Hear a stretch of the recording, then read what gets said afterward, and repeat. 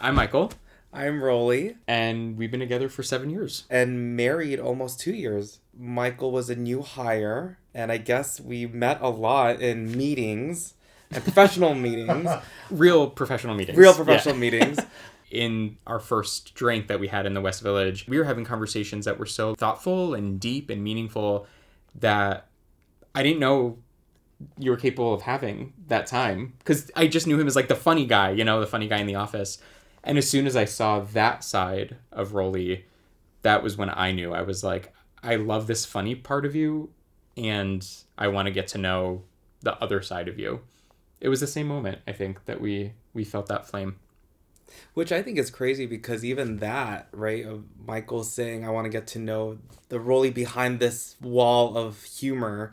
A lot of people that I'm close with in my life, friends, even family, they don't say what's the Rolly behind that wall until like years or really when, that relationship has developed. And to know that Michael said that the first meetup, I was just like, who are you? I'm like, what's going on here?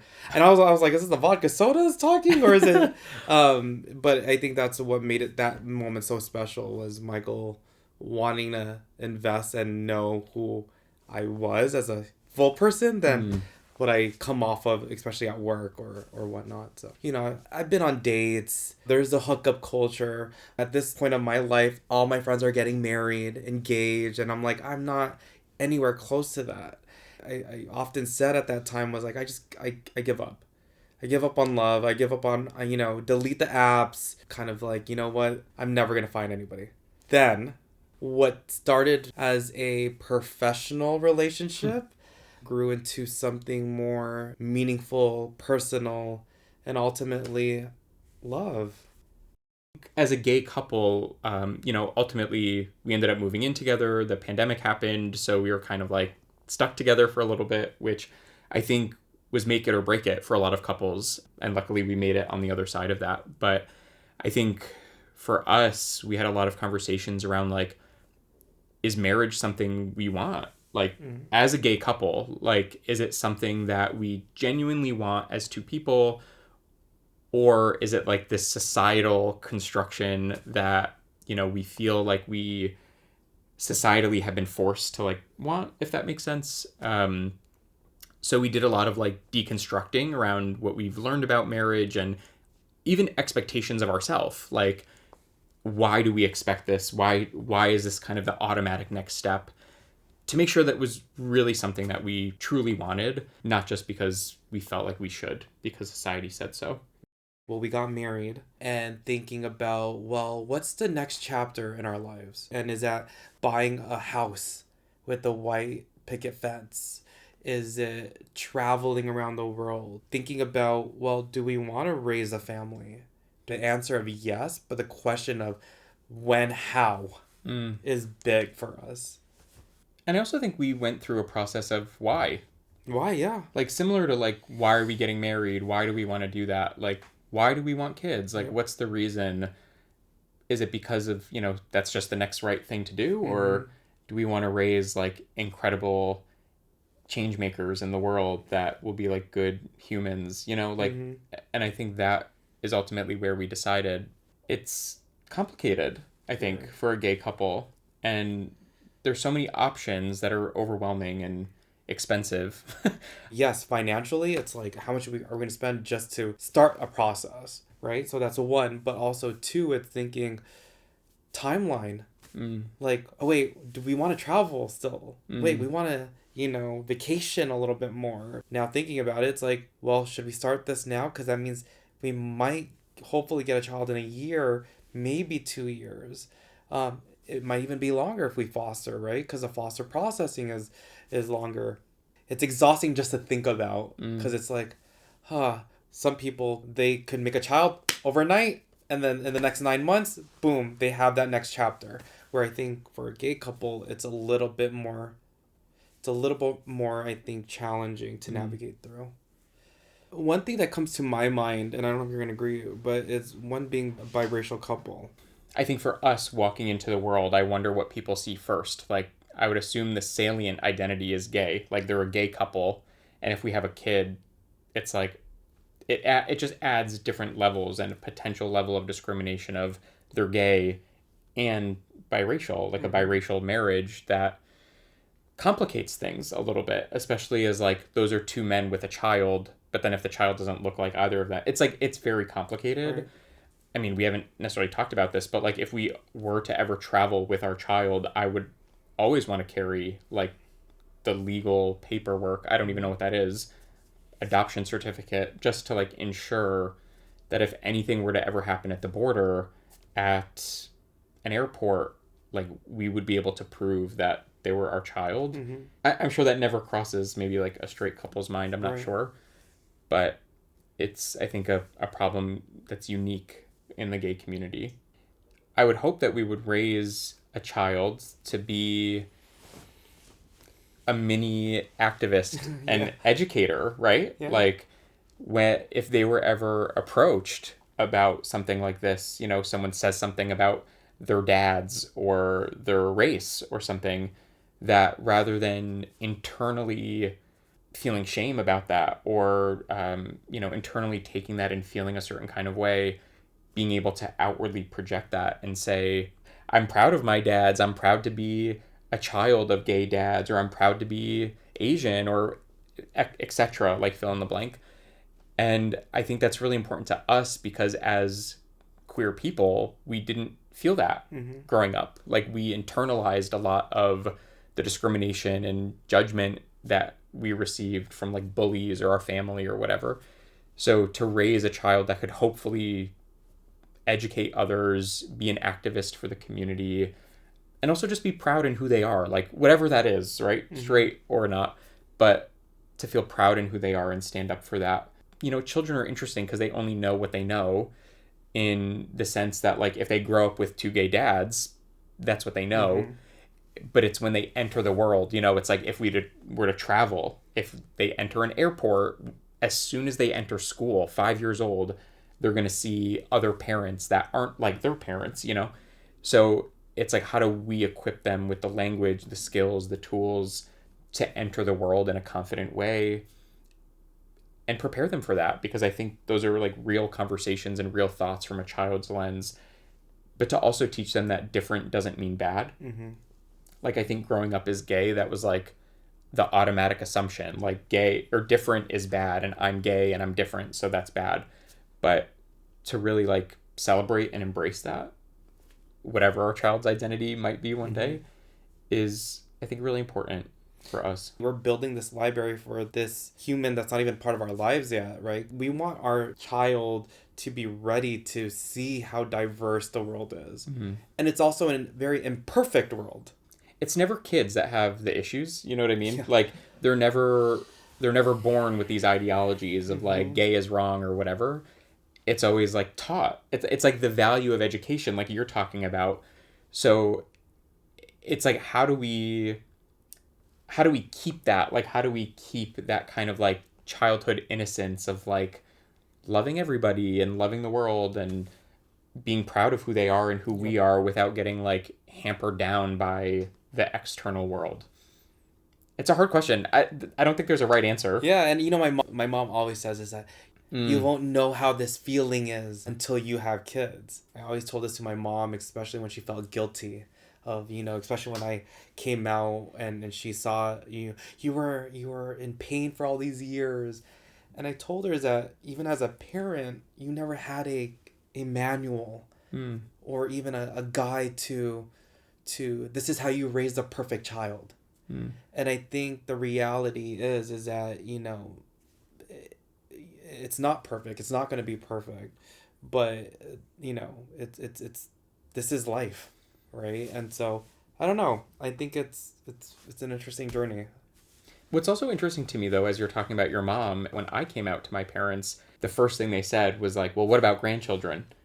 And like, we're having this whole conversation about grandchildren. Like, they will have grandchildren one day.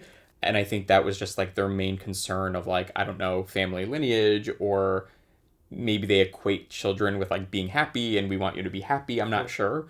But it is like kind of an amazing full circle moment of like, that was their worst fear when we came out.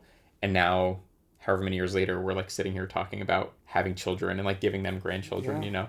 In the topic of parenthood, we're very lucky that two of our best friends are a gay couple that are married and have children and have done this before. So we kind of joke like they're always one step ahead of us, so we can kind of follow in their footsteps and learn from them and the processes that they've created.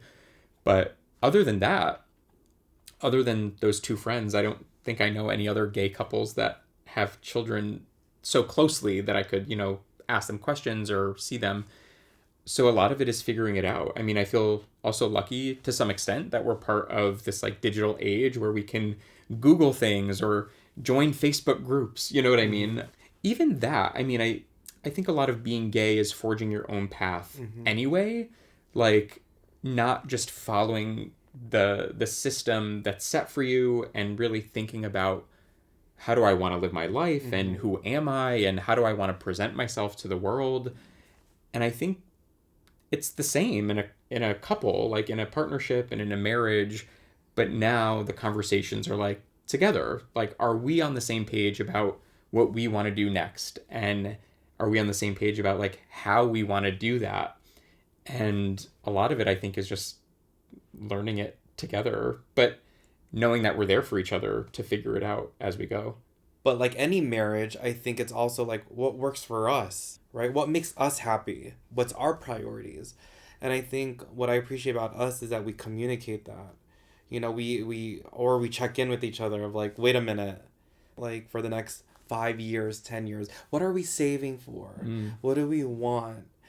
And I think that's being gay is that special kind of like, wait, we're already gay. We're already doing something very non-traditional.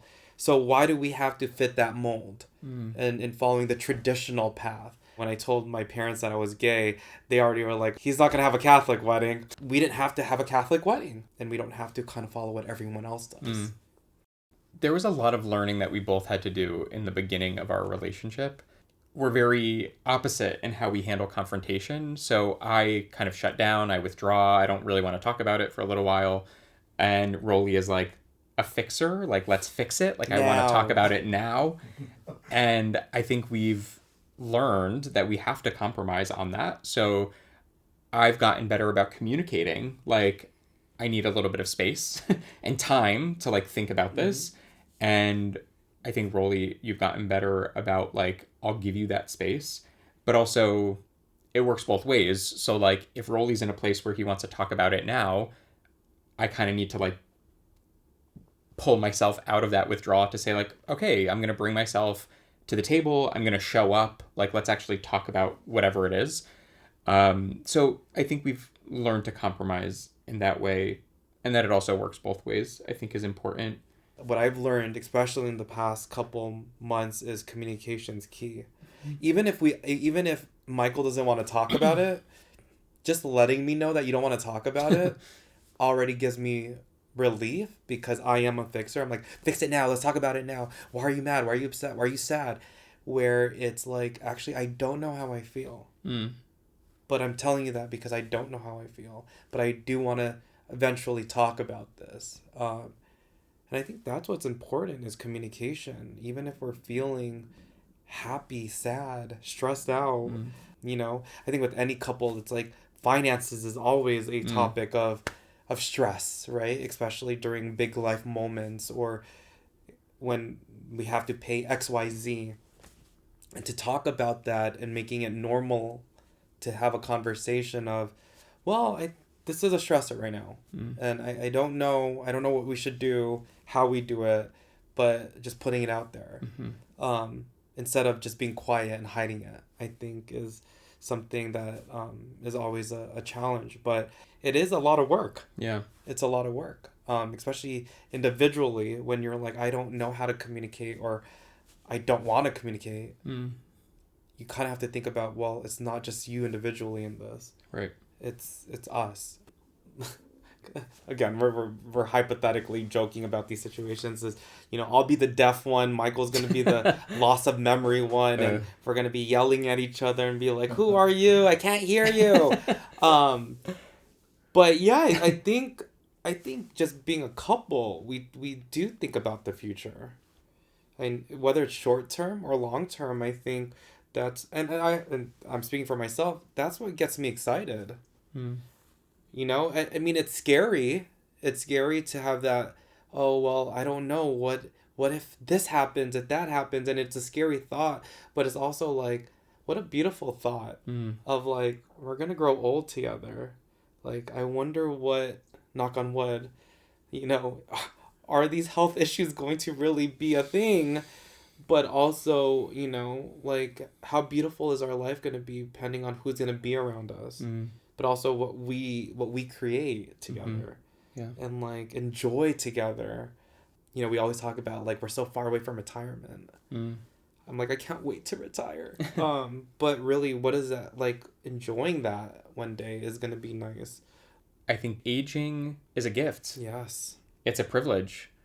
There's so many queer people that lost their lives too soon.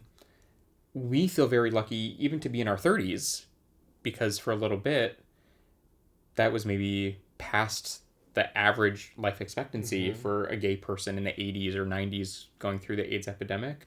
I don't know. When I think about aging, not only do I think about that, like how privileged are we to age, period, but also age together with like someone that we love so much.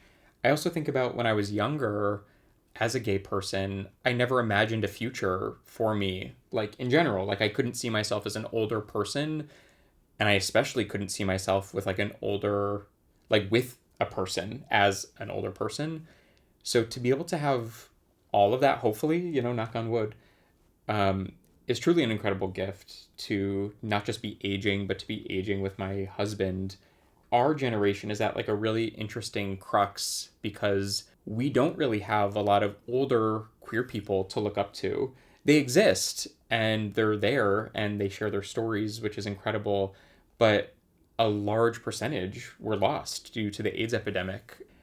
And meanwhile, though, we're old enough to be considered almost like mentors or, you know, for the younger generation, like the teenagers. So we're at a really interesting middle. So even now, but maybe even one day, we'll be that for the younger generation as an example of a happy, healthy gay marriage. And I think that's a really beautiful thing. I'm proud to say that we're making our own history, and that's a legacy and story that we could carry with us even in the nursing home that we're going to be in, right? And knowing that like, wow, we were our own historians. And I hope our story is shared within our families of knowing like, oh, those are the gay uncles that we had in our family. And it's funny because I hear stories like this from other people, and I'm like, well, I don't have that. Mm. But I'm actually very proud to say that we will be that. Yeah. Hopefully for our families and in our friends and our circles. One day, if that time ever comes, is that, you know, we could maybe one day have a kid with us and be like, this is another another interview or session of like, where has life taken us? Or it could be in the nursing home when we're both in, you know, the wheelchair and talking. But life is such a journey. Did I ever think that I was going to have a husband and talk about one day building our own family, even have a dog, you know, have my whole family love my husband and my friends love my husband. That was something I never dreamt of, right? Like I don't know, they were dreams. I call them nightmares of going to the church and marrying a woman, and that was I knew those were nightmares to me because it's like that does not feel right. But to know that like a dream like this has become reality, calling someone my husband and being proud of it, I think that's a beautiful thing. You know, call us in 10 years or 20 years and see where we're at, but I think that we have a beautiful story. That was in both of our vows actually at our wedding, you know, as two young boys, like we never thought that we would be in this moment together. And I feel like maybe that's a little bit of where we are right now. I don't know what the future will hold for us, but I certainly feel more hopeful and more optimistic and excited about what's to come, as opposed to, you know, when I was a younger boy being more scared and nervous. It feels good to be on the same path, and I'm excited to see what comes.